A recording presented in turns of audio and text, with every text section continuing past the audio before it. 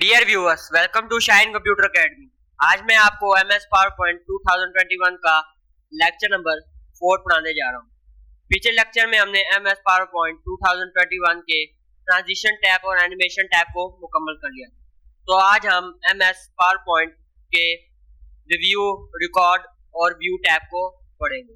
लेकिन लेक्चर को स्टार्ट करने से पहले अगर आपने हमारे चैनल शाइन कंप्यूटर अकेडमी को सब्सक्राइब नहीं किया तो सब्सक्राइब कर लें। वीडियो अच्छी लगे तो लाइक करें, शेयर करें और बेल आइकन के बटन पर क्लिक कर लें ताकि हमारी हर नए आने वाली वीडियो का नोटिफिकेशन आप तक आसानी पहुंच सके। तो चलें लेक्चर को स्टार्ट करते हैं। मैं अपना पावर पॉइंट ओपन कर लेता हूं। तो मैंने पहले से ही कुछ स्लाइड्स बना ली है। तो हमारा आज जो हमने पढ़ना है वो है स्लाइड शो, रिकॉर्ड, रिव्यू और व्यू का टैब।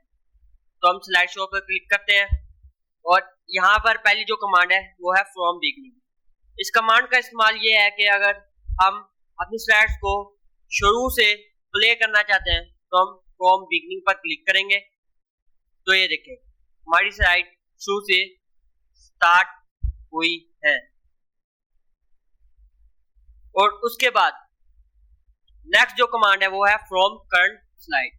अब जैसा कि मैंने ये वाली स्लाइड सेलेक्ट की है और हमारी पहली स्लाइड ये है, फ्रॉम बिगनिंग से हमने यहीं से शुरू होगी। जैसा कि मैंने ये वाली स्लाइड सेलेक्ट की है, हम फ्रॉम बिगनिंग दोबारा क्लिक करके देखते हैं, फिर भी ये शुरू से ही स्टार्ट हो रही है। अब मैं ये वाली स्लाइड दोबारा सेलेक्ट करता हूँ और फ्रॉम करंट स्लाइड पर जैसे क्लिक करूंगा तो ये देखें जो स्लाइड मैंने सेलेक्ट की होगी उधर से हमारी प्रेजेंटेशन स्टार्ट होगी। उसके बाद नेक्स्ट जो कमांड है वो है कस्टम स्लाइड शो। जैसे हम इस पर क्लिक करेंगे और यहाँ कस्टम शोज पर क्लिक करेंगे और यहाँ न्यू पर क्लिक करके हम अपनी मर्जी से भी कस्टम स्लाइड शो बना सकते हैं। जैसा कि मैं चाहता हूँ पहले 3 वाली शो, उसको क्लिक करेंगे और ऐड पर क्लिक कर देंगे। फिर मैं चाहता हूँ 5 वाली शो को क्लिक करके ऐड 1, फिर 2 वाली, फिर 4 वाली, फिर 5 वाली। तो ये हमने स्लाइड बना ली, कस्टम स्लाइड शो हमने बना ली। तो ओके पर क्लिक करेंगे और शो पर क्लिक करेंगे। तो ये देखें जो मैंने कस्टम स्लाइड शो बनाई थी, पहले हमें 3 वाली शो हो रही है, फिर उसके बाद जो लगाई थी हमने वो शो हो रही है। फिर ये ऐसे ही आप अपनी मर्जी से शो करवा सकते हैं। तो हम यहाँ कस्टम शो स्लाइड शो पर क्लिक करके कस्टम शो 1 पर क्लिक करते हैं। तो ये देखें तो हमने कस्टम स्लाइड शो बनाया था वो हमें शो हो रहा है। तो हम दोबारा कस्टम शोज पर क्लिक करते हैं और इसको सिलेक्ट करके रिमूव कर देते हैं। के बाद नेक्स्ट जो कमांड है वो है सेटअप स्लाइड शो। हम सेटअप स्लाइड शो पर क्लिक करेंगे और यहाँ से ऑल शो करवा सकते हैं। अगर हम फ्रॉम पर क्लिक करेंगे, हम चाहते हैं कि ये 4 से 5 तक शो हो, तो हम यहाँ फ्रॉम में यहाँ 4 लिख देंगे और यहाँ 5।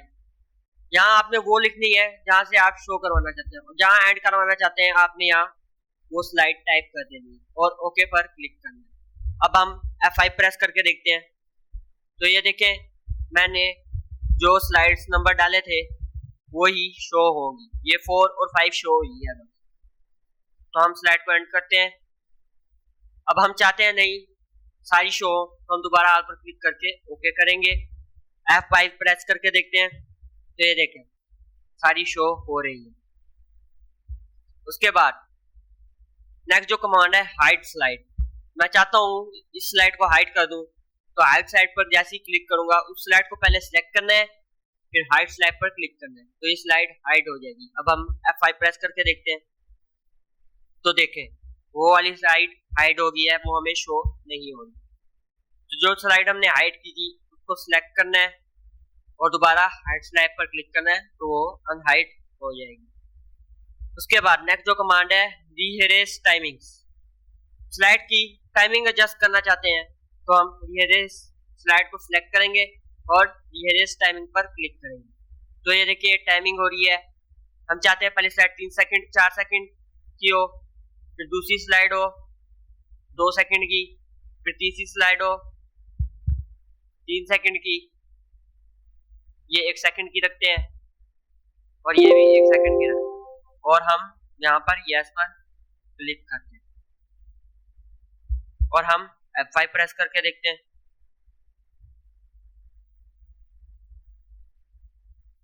तो ये स्लाइड मैंने ऑटोमेटिक पे नहीं लगाई हुई इसलिए खुद नहीं चली, तो हम पहले इसको ऑटोमेटिक पे लगाते हैं।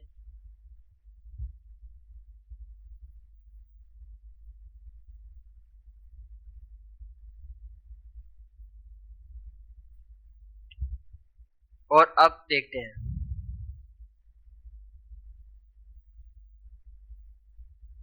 तो ये ऑटोमेटिक पे लग गई।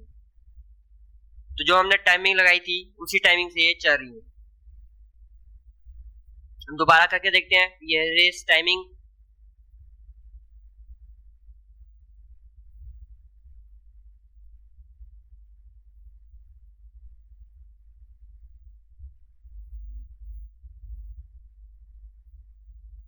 तो हमने पहले स्लाइड 5 सेकंड की रखी, ये भी 5,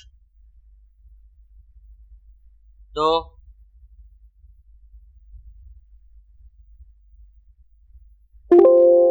और यस पर क्लिक करते हैं। तो हमारी टोटल जो टाइमिंग बनी है वो है 26 सेकंड, टोटल स्लाइड्स की टाइमिंग। तो हम यस पर क्लिक करते हैं और F5 प्रेस करके देखते हैं।